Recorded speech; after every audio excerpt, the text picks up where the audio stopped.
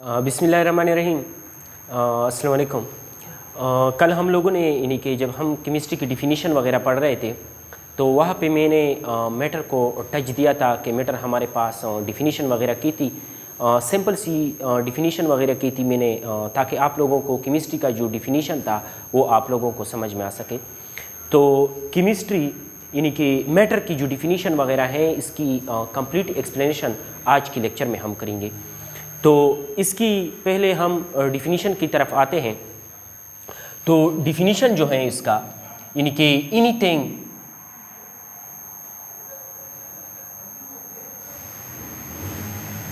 that occupy space and have some mass is called matter। कोई भी चीज़ जिसका कुछ ना कुछ वज़न होता है और वो स्पेस ऑक्युपाई करता है तो इस किस्म की चीज़ वगैरह को हम क्या कहते हैं? मैटर कहते हैं।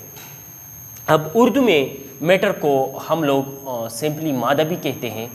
अब अगर मैं कंपोजिशन की बात करूँ, कंपोस्ट की बात करूँ, बिल्डिंग ब्लॉक्स की बात करूँ, तो सबसे पहले हमारे पास डेमोक्रेटस ने यानी कि ये हमारे पास एक बड़ा क्वेश्चन था कि मैटर किस चीज़ से बना होगा। एंशिएंट दौर में 400 BC की बात करूं तो ये सबसे पहले क्वेश्चन था, इंपॉर्टेंट क्वेश्चन एराइजेस होता था साइंटिस्ट के ऊपर कि मैटर किस चीज़ से बना होगा। तो सबसे पहले हमारे पास डेमोक्रेटस एक ग्रीक फिलासफर था, उन्होंने ये कंसेप्ट दिया था कि मैटर जो है ये हमारे पास एटॉमस से बना होता है। किस चीज़ से बना होता है? एटॉमस से बना होता है। ठीक है, ये कब उन्होंने ये बात की थी? ये तकरीबन 460 BC में उन्होंने ये बात की थी। ठीक है, अब एटॉमस उन्होंने क्यों कहा था कि ये एटॉमस से बना होता है?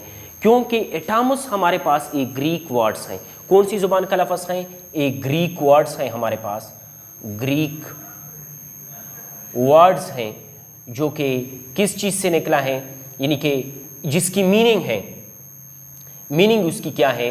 एटॉमस की मीनिंग है हमारे पास इनडिविजिबल।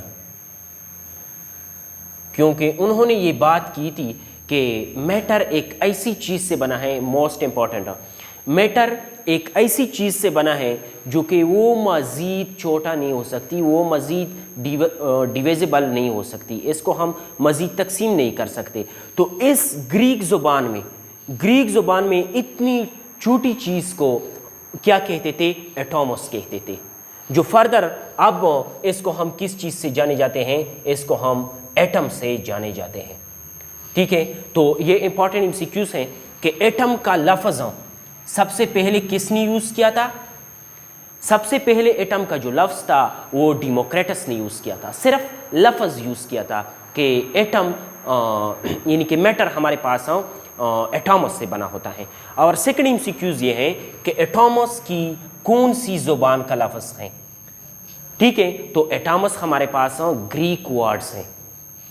तीसरा एमसीक्यूज़ ये है कि एटॉमस की मीनिंग क्या है? तो एटॉमस की मीनिंग हमारे पास है इनडिविजिबल। ठीक है, ये तीन एमसीक्यूज़ आपकी क्लियर हो गई। अब एटम क्या होता है? तो एटम के ऊपर हमारे पास सेकंड चैप्टर एटॉमिक स्ट्रक्चर, आप लोग क्लास 9th में सेकंड चैप्टर हैं आप लोगों की एटॉमिक स्ट्रक्चर, वहाँ पे हम डिटेल से बात करेंगे कि एटम क्या होता है। यानी कि एटम के बारे में 4 साइंटिस्ट ने अभी तक काम किया है। एक है हमारे पास जॉन डेल्टन, उन्होंने एटम के बारे में बात की थी। दूसरा है हमारे पास रदरफोर्ड, तीसरा है हमारे पास नील बोहर, और लास्ट वन यानी कि हेज़नबर्ग। इन 4 साइंटिस्ट ने मैटर के एटम के ऊपर बात की है कि एटम हमारे पास क्या होता है, इसके अंदर कौन कौन से पार्टिकल्स वगैरह होते हैं। तो इंशाल्लाह ये हम सेकंड चैप्टर में पढ़ेंगे कि जॉन डेल्टन मॉडल क्या होता है, रदरफोर्ड और नील बोहर, हेज़नबर्ग वगैरह, ये सब सेकंड चैप्टर में हम लोग पढ़ेंगे। तो इसके बाद है एग्जाम्पल मैटर की। तो एग्जाम्पल बहुत सारे एग्जाम्पल हैं। फॉर एग्जाम्पल मैं गोल्ड ले लूँ, मैं फॉर एग्जाम्पल वाटर ले लूँ, मैं फॉर एग्जाम्पल कार्बन डाइऑक्साइड ले लूँ, मैं सैलेड ले लूँ, मैं सन ले लूँ, तो तो ये सब हमारे पास क्या है, ये मैटर की एग्जाम्पल है। ठीक है, अब मैटर कि हम क्लासिफिकेशन की बात करते हैं कि यानी कि जो भी चीज़ बेटर अंडरस्टैंड करने के लिए हम उसको क्लासिफाई करते हैं। फॉर एग्जांपल मैं लिविंग ऑर्गेनिज्म की बात करूँ तो लिविंग ऑर्गेनिज्म हम दो कैटेगरीज में क्लासिफाई करते हैं, एक वर्टिब्रेट में, दूसरा इनवर्टिब्रेट में। इस तरह मैटर को भी बेटर अंडरस्टैंडिंग के लिए हम लोग इसको क्लासिफाई करते हैं। तो हम लोग दो तरीके से करते हैं, एक हम केमिकल क्लासिफिकेशन करते हैं और दूसरा हम फिजिकल क्लासिफिकेशन करते हैं। फिजिकल क्लासिफिकेशन जो है ये मैटर स्टेट की बुनियाद पर है और केमिकल क्लासिफिकेशन जो है ये कंपोजिशन की बेस पर है। मतलब ये है कि फिजिकल क्लासिफिकेशन इस बुनियाद पर है कि मैटर कौन से स्टेट में पाया जाता है और केमिकल क्लासिफिकेशन में इस बुनियाद पर है कि मैटर हमारे पास किस चीज़ से बना है। तो सबसे पहले हम फिजिकल के बारे में पढ़ते हैं। फिजिकल के बारे में, फिजिकल क्लासिफिकेशन की बुनियाद पर मैटर हमारे पास चार तरह के होते हैं। एक को हम कहते हैं सॉलिड, दूसरे को हम कहते हैं लिक्विड, तीसरे को हम कहते हैं गैस और लास्ट वन यानी कि फोर्थ को हम कहते हैं प्लाज्मा।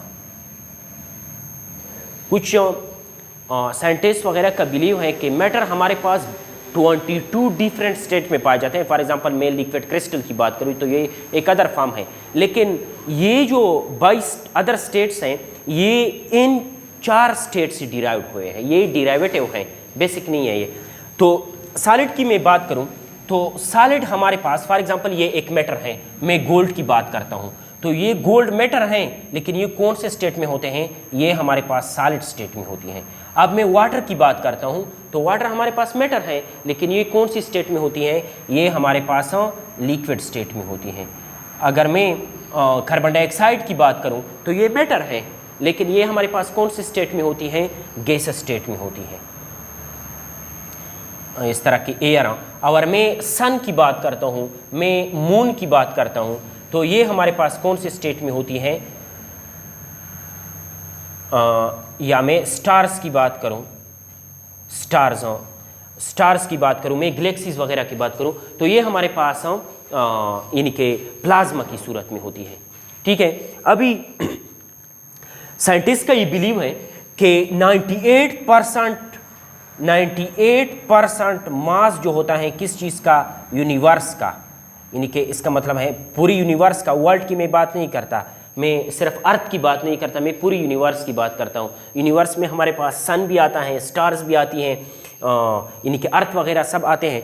तो इस यूनिवर्स का 99% जो मास होता है वो हमारे पास प्लाज्मा से बना होता है और 1% जो मास होता है 1%, तो ये हमारे पास किस चीज़ से बना होता है, ये सॉलिड, लिक्विड और गैस से बना होता है।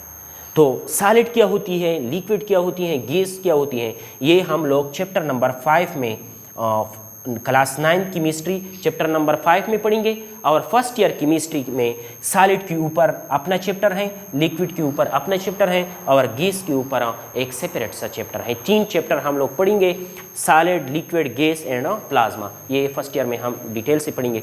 अब आते हैं केमिकल क्लासिफिकेशन की तरफ। केमिकल क्लासिफिकेशन से यहाँ पे मुराद ये है कि मैटर किस चीज़ से बना है। फॉर एग्जांपल मैं यहाँ पे गोल्ड और वाटर की देखूँ, गोल्ड और वाटर की देखूँ तो ये हमारे पास दो तरह के होते हैं। एक को हम कहते हैं सब्सटेंस या प्योर सब्सटेंस भी कहते हैं उसको, और दूसरे को हम कहते हैं इम्प्योर सब्सटेंस या उसको यानी कि मिक्सचर भी कहते हैं। यानी कि एक को सब्सटेंस या प्योर मैटर और दूसरे को इम्प्योर मैटर या मिक्सचर, इम्प्योर मैटर या मिक्सचर भी कहते हैं उसको। अब फॉर एग्जांपल यहाँ पे मैंने 4 एग्जांपल एज अ स्टैंडर्ड लिए हैं, तो इन दो यानी कि फॉर एग्जांपल मैं गोल्ड की बात करूं, वाटर की बात करूं और कार्बन डाइऑक्साइड की बात करूं तो इसको हम लोग क्या कहते हैं, इसको हम लोग कहते हैं कि ये हमारे पास क्या है, सब्सटेंस है। यानी कि गोल्ड, वाटर,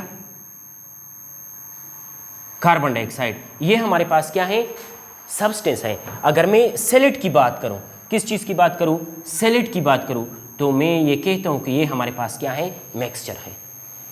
तो इसका क्या मतलब निकला कि ये इसको यानी कि गोल्ड को हम क्यों सब्सटेंस कहते हैं, वाटर को हम क्यों सब्सटेंस कहते हैं और सैलेड को हम क्यों मिक्सचर कहते हैं। तो